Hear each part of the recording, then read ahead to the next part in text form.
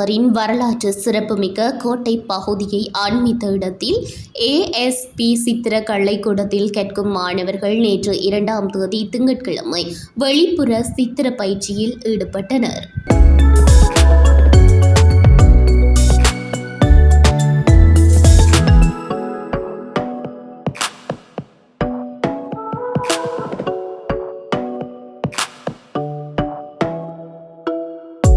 பயிற்சியில் 35க்கும் மேற்பட்ட மாணவர்கள் கலந்து கொண்டதுடன் கலைக்கூடத்தின் ஆசிரியர் சுதர்ஷன் அவர்களின் வழிநடத்தலில் நிலக்காட்சி ஓவியங்களை வரைந்து நடைமுறை அனுபவத்தை பெற்றனர்.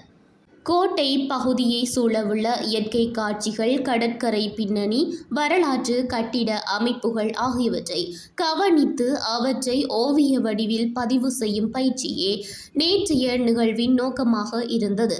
மாணவர்கள் தங்களின் கலைத்திறனை மேம்படுத்துவதோடு நேரடியாக இயற்கையை கவனித்து வரையும் திறனையும் வளர்த்து கொள்ளும் வாய்ப்பை பெற்றனர்.